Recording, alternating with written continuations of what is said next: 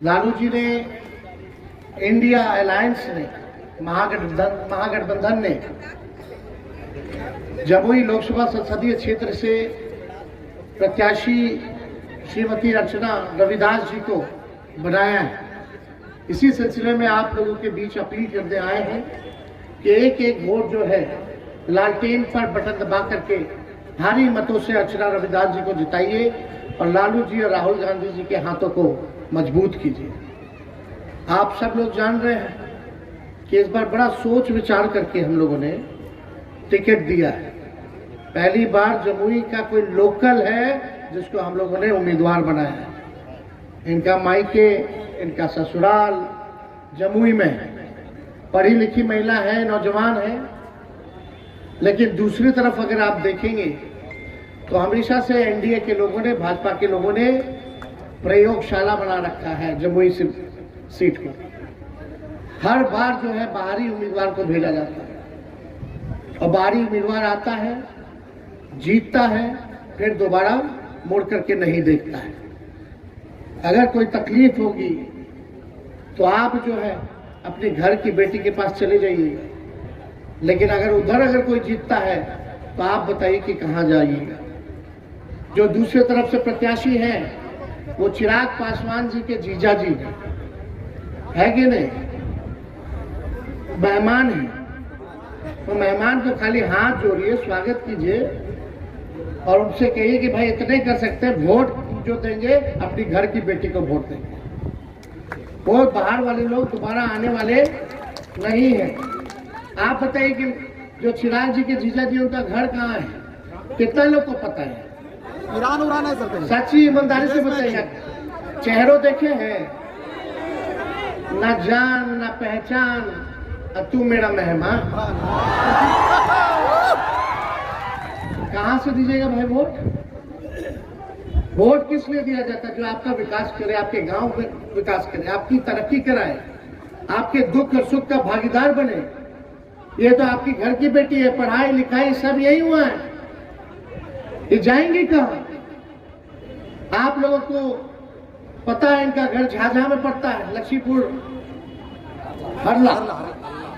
हरला में पड़ता है, सबको पता है।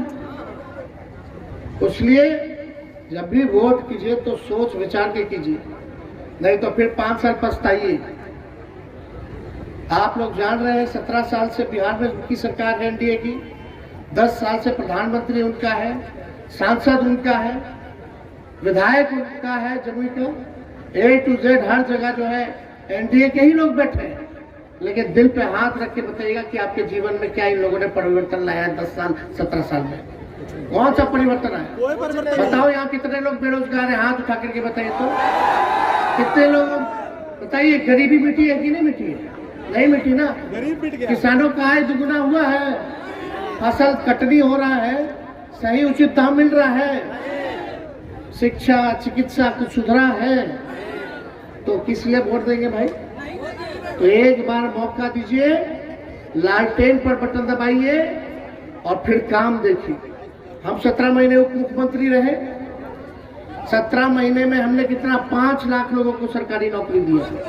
5 लाख लोगों को देश में किसी भी राज्य में अगर बता दो 5 लाख क्या 1 लाख अगर दिया हो तो। नरेंद्र मोदी जी प्रधानमंत्री है, बताओ देश भर में कितना नौकरी दिया? 50,000 भी नहीं दिया होगा नरेंद्र मोदी जी, बल्कि जिसका नौकरी था वो भी छीना, क्योंकि सब कुछ निजीकरण कर दिया। सबसे ज्यादा बहाली कहाँ निकलता था? सेना में, रेलवे में, यही ना निकलता था सबसे ज्यादा। आज क्या कर दिया गया? रेलवे को बेच दिया। अब बताओ 7-8 साल में कोई बड़ी वैकेंसी निकली है? नहीं निकला। पूरा भारत इतना बड़ा, लेकिन तेजस्वी केवल उप मुख्यमंत्री रहते 5 साल तो छोड़िए, 17 महीने में एक राज्य में अगर हम उप मुख्यमंत्री रहते हुए 5 लाख लोगों को सरकारी नौकरी दे सकते हैं तो देश में क्यों नहीं हो सकता? हो सकता है, हो सकता है कि नहीं हो सकता? अरे 30 लाख नौकरी सरकारी भारत सरकार में वैकेंट है, 70 लाख सृजन करना पड़ेगा,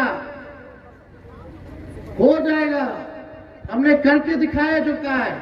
चुनाव में हम कहते थे ना कि 10 लाख देंगे 20 में, तो हमारे चाचा बोलते थे कहाँ से लाएगा? अपने बाप के पास से पैसा लाके वेतन बांटेगा? असंभव है। उन्हीं के हाथों हमने 5 लाख नियुक्ति पत्र बंटवाया। वो तो चाचा जी पलट गए, तब तक 10 लाख लोगों को मिल गया। ये लोगों ने केवल धोखा दिया है, छला है, काम नहीं किया। जितनी स्वयं सहायता समूह, आशा, ममता, आंगनबाड़ी, तालमेल मरकज, टोला सेवक, विकास मित्र, सबके मानदेय को हमने दुगुना किया। आईटी पॉलिसी बनाई, खेल नीति बनाई। हम लोगों ने बिहार में निवेश के 50,000 करोड़ रुपए का एमओयू साइन करवाए, निवेश करवाए। सारा काम हम लोग कर रहे थे। टूरिज्म पॉलिसी बनाए। खेल नीति में जो खिलाड़ी मेडल लाएगा उसको भी नौकरी मिलेगा। अब भारत के लिए अगर मेडल जीत के लाएगा, विदेश में जाएगा तो उसको डीएसपी भी बनाने का हम लोगों ने प्रोवाइड किया है। खिलाड़ी भी डीएसपी बना, पढ़ा लिखा उसको भी नौकरी, खेला कूदा उसको भी नौकरी। तो अगर आप लोग हम लोगों का महागठबंधन का, इंडिया गठबंधन का सरकार बनाइएगा तो 1 करोड़ लोगों को हम लोग सरकारी नौकरी देश भर में देने का काम करेंगे। ये परिवर्तन पत्र है, इसमें 24 के लिए 24 जन वचन है और इसको हम लोग पूरा करेंगे। आने वाला जो 15 अगस्त होगा, जिस दिन हमें देश को आजादी मिली थी अंग्रेजों से, उसी 15 अगस्त को, आने वाला 15 अगस्त को बेरोजगारी से आजादी आप लोगों को दिलाने का काम करेंगे। मोदी जी जम्मू यहाँ आए थे, मैनिफेस्टो भी जारी किए। ना बिहार के बारे में चर्चा, ना नौजवान के बारे में चर्चा, ना नौकरी रोजगार के बारे में चर्चा, ना किसान भाइयों के बारे में चर्चा, ना गरीबी के बारे में चर्चा, ना महंगाई के बारे में चर्चा। बीजेपी के लोगों को पहले महंगाई टाइम लगती थी, गाना गाता था महंगाई टाइम लगा था। अब लोगों को महबूबा लग रही है। अगर हम लोगों का सरकार बनाइएगा तो गैस सिलेंडर कितना हो गया है?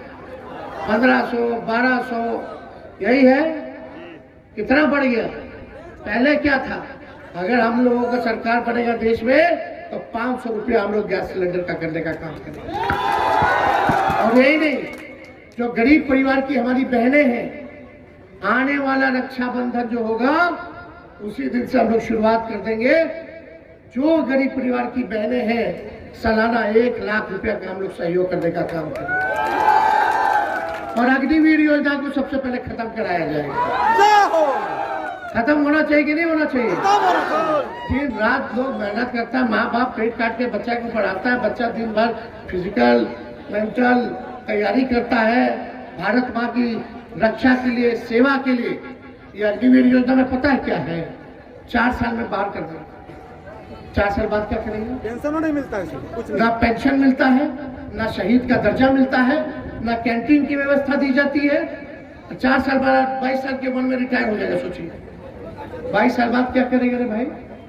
तब तक तो अच्छे से मूंछो नहीं आया हो कई लोग, और रिटायर हो जाएगा। तो इसको हटाना बहुत जरूरी है। जैसे पहले बहाली दी जाती थी, लंबे वक्त तक हमारे नौजवान साथी लोग भारत माँ की रक्षा कर सकते हैं, भारत माँ की सेवा कर सकते हैं। कैंटीन की व्यवस्था दी जाएगी, शहीद का दर्जा मिलेगा। जितना हमारा पैरामिलिट्री फोर्स है, लोगों से पूछिएगा, आएगा लोग ड्यूटी में, चुनाव में, भैया पैरामिलिट्री फोर्स है, सीआरपीएफ के है, सीआईएसएफ के है, आईटीबीपी के है।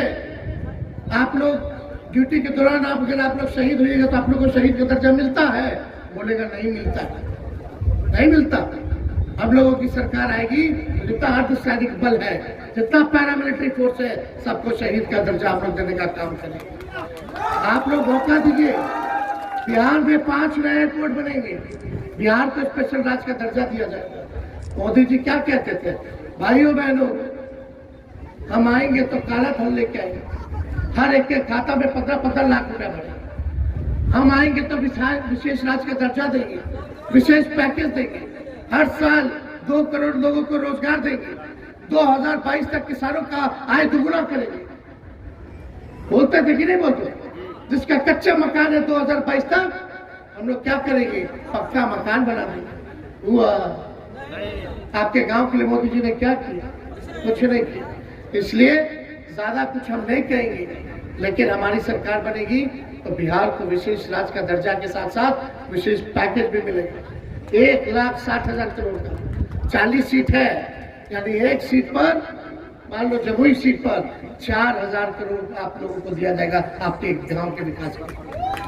4,000 करोड़ सोचिए कितना काम होगा, कितनी तरक्की रिकॉर्ड कर होगी। रहे हैं भाषण।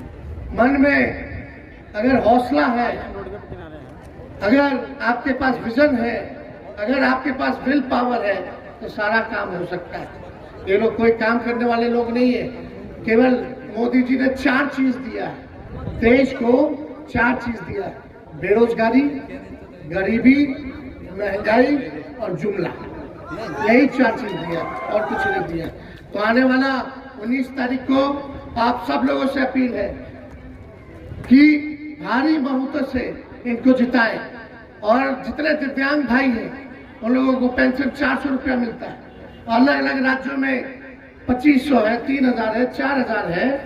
अगर हम लोगों की सरकार बनेगी तो इन दिव्यांगों के लिए भी हम लोग जो है पेंशन को बढ़ाने का काम करेंगे। जो उनकी मांग होगी उसको हम लोग पूरा करेंगे, उनको सहायता देंगे, आर्थिक न्याय दिलाएंगे। ये हम लोग काम करेंगे। तो आने वाला 19 तारीख को पहला नंबर पर है लालटेन। तो लालटेन पर बटन दाबना है ना? दोनों हाथ ऊपर करके बताइए, दाबना है ना? तो जिताइए इनको। और आप लोग चाहे तो आशीर्वाद देना तो आप लोगों की तरफ से हम भेंट कर दे विजय का माला। चलिए आप लोग के कहने पे भेंट कर देते हैं। जमुई इस बार जो है बाहरी को बाहर करेगा और घर की बेटी को जिताने का काम करेगा। तो बहुत धन्यवाद आप सब लोगों